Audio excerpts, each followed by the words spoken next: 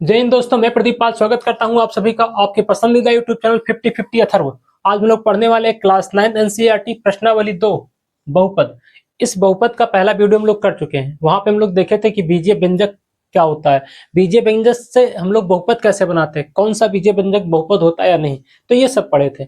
अब यहाँ हम लोग पढ़ने वाले बहुपद की घात क्या है, डिग्री ऑफ पॉलिनोमियल्स। तो परिभाषा इसकी क्या है, बहुपद में चर की अधिकतम घात को बहुपद की घात कहते हैं। यानी जो हमारे पास चर दिखेगा उसकी अधिकतम घात सबसे बड़ी घात देखनी है। जैसे पहला एग्जांपल लिया गया है 3x-2, तो 3x-2 में x क्या है, चर है, चर की अधिकतम घात 1, तो इस पूरे बहुपद की घात 1 हो जाएगा, इसका ये आंसर हो जाएगा। ऐसे दूसरा उदाहरण जो लिया गया 2y² minus root 3y plus का 5, तो इसमें हमारे पास y यहाँ आ रहा है, यहाँ आ रहा है, यहाँ पे y की घात 2 है, तो सबसे बड़ी घात 2 है, तो इस पूरे बहुपद की घात 2 हो जाएगा। ऐसे तीसरा एग्जांपल है 8x³ माइनस 2x² माइनस का 1, x की अधिकतम घात 3, तो इस बहुपद की घात 3 हो जाएगा, यही इसका आंसर हो जाएगा। अब हम लोग पढ़ने वाले क्या है, बहुपद के प्रकार। जो प्रकार लिया गया किस बेस पे लिया गया, तो घात के आधार पर हम लोग बहुपद का नामकरण करने वाले हैं। घात देखकर, घात देखेंगे उस हिसाब से उसका नाम बताया जाएगा। तो सबसे पहला जो लिखा गया है अचर बहुपद, कांस्टेंट पॉलिनोमियल। होता क्या है, जब बहुपद की घात शून्य हो, 0 हो, तो उसे अचर बहुपद कहते हैं। जैसे मैं लिख सकता हूं, हमें देखना क्या है, बहुपद की घात, और घात बताता कौन, चर की अधिकतम घात, यही होता है। तो यहां से हम देख क्या पा रहे, बहुपद की घात शून्य हो, तो इसका एग्जाम्पल क्या होगा, बहुपद की घात शून्य हो गया, तो ये हमारा क्या होगा, एक अचर बहुपद होगा। ऐसे दूसरा एग्जाम्पल लूं तो 3x⁴, तो आप सोचेंगे ये भी लिखा गया, ये भी लिखा गया, इसकी मीनिंग बताते हैं। जब किसी भी संख्या की घात 0 होती है तो उसका मान 1 आता है। कैसे, हम लोग पढ़े ऑलरेडी 5⁴, उसकी वैल्यू 1 होती है, तो ऐसे x⁴, उसकी वैल्यू 1 होगी। अगर 1 से मल्टीप्लाई करा देंगे तो क्या आएगा, 3 ही आएगा। यहाँ इसकी वैल्यू 1 आ रही तो 1 आएगा। तो सीधा सा मीनिंग ये जानना है, जितने हमारी संख्या आती है उसे हम लोग क्या बोलते हैं, अचर पद। जैसे अगर मैं एग्जाम्पल में लिखना चाहूं 5 माइनस का 3/2, 8/7, ये सब हमारे अचर बहुपद होंगे। क्यों, क्योंकि इसके पास x अगर आएगा तो घात 0 लग के आएगा, जो वेरिएबल आएगा, जो चर आएगा उसकी घात 0 रहेगा, और जब घात 0 रहेगा तो उसका मान 1 हो जाएगा, और उसी संख्या में अगर 1 से गुणा कर देंगे तो संख्या वही आ जाएगी।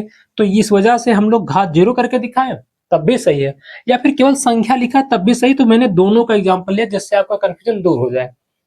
फिर दूसरा हम लोग पढ़ने वाले रैखिक बहुपद। होता क्या है, लीनियर पॉलिनोमियल। लीनियर या रैखिक वर्ड जहां दिखे इतना आप समझ जाइएगा कि घात 1 होने वाली है।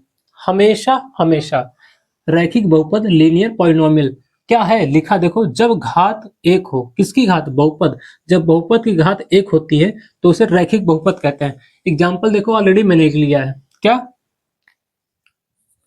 3x-2, ये हमारा एक रैखिक बहुपद है। ऐसे दूसरा एग्जाम्पल अगर लेना चाहें तो 5/2y माइनस का 1, ये भी हमारा एक रैखिक बहुपद है, क्योंकि उसकी देखो x की घात यहाँ 1 था, यहाँ y की घात 1 है, तो ये हमारा रैखिक बहुपद का एग्जाम्पल हो गया।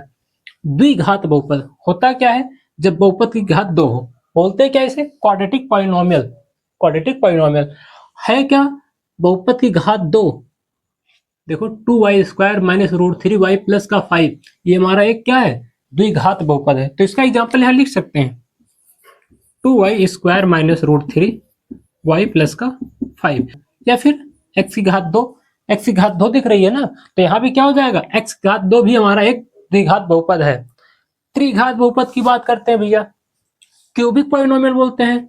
जब बहुपद की घात 3 हो तो उसे त्रिघात बहुपद बोलते हैं। क्या बोला मैंने, जब बहुपद की घात 3 है तो उसे त्रिघात बहुपद बोलते हैं।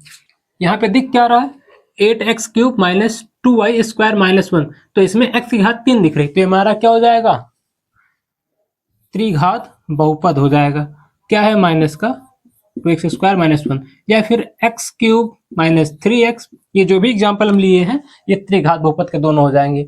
ये तो हमें बहुपद की बेसिक जानकारी दे दिया गया। तो इतना सब हम लोग पढ़े। पहला क्या पढ़े, अचर बहुपद, जब घात 0 होगी या फिर कोई संख्या दिखेगा तब भी देखना है। रैखिक बहुपद चर दिखेगा, उसकी एक घात दिखेगी। द्विघात बहुपद अधिकतम घात 2 दिखने वाली है, द्विघात बहुपद हो जाएगा। त्रिघात बहुपद अधिकतम घात 3 दिखने वाली है। एक बहुपद और होता है क्या है, उससे हम लोग बोलते हैं, यहां मैं ब्रैकेट में बना के बोल दे रहा हूं,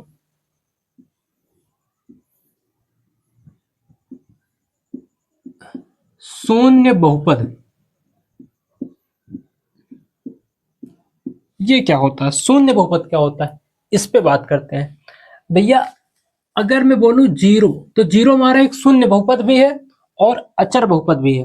क्यों? क्योंकि शून्य में से अगर हम गुणा करवा के ऐसे लिख सकते हैं, तो चर की अधिकतम घात कितनी है, जीरो। देखो सॉरी, जब बहुपद की घात शून्य हो तो उसे हम लोग क्या बोलते हैं, अचर बहुपद बोलते हैं। तो यहाँ पे एक्स की घात जीरो आ रहा है ना, तो ये जो जीरो गुणा हो रहा है एक्स की घात जीरो से, अगर इसका रिजल्ट देखें तो जीरो ही आएगा। तो जीरो जो हमारा होता है वो अचर बहुपद भी है और शून्य बहुपद भी है। शून्य बहुपद का जो मेन रीजन है वो क्या है, हम लोग शून्य को ही शून्य बहुपद बोलते हैं, संख्या जीरो के ही शून्य बहुपद बोलते हैं। क्यों? क्योंकि ये संख्या जीरो बन रहा है। स्पेशल कहानी इसकी क्या है, शून्य बहुपद की घात परिभाषित नहीं होती। भाई घात परिभाषित नहीं कर सकते। अगर मैं यहां से देख पा रहा हूँ एक्स की घात जीरो, तो ये जीरो आ जा रहा है। लेकिन अगर मैं ऐसे जीरो एक्स की घात 20 लिखूं, तो एक्स की घात 20 का कुछ मतलब है ही नहीं, क्योंकि उसका गुणांक जीरो हो जा रहा है। तो इसका रिजल्ट क्या बनेगा, जीरो। तो हमें यही दिखाना है, जब भी हम किसी घात वाले संख्या में जीरो से गुणा कराएंगे तो रिजल्ट जीरो हो जा रहा है ना। इसी वजह से जो हमारा शून्य बहुपद होता है उसकी घात डिफाइन नहीं कर पाते, परिभाषित नहीं कर पाते हैं। क्यों? क्योंकि जीरो जिसका गुणांक होगा उसकी घात तुम कुछ भी लगा सकते हो, अपने मन से कुछ भी लिख डालो, कोई फर्क नहीं पड़ता, अल्टीमेटली हो तो जीरो होने वाला है ना, यही चीज।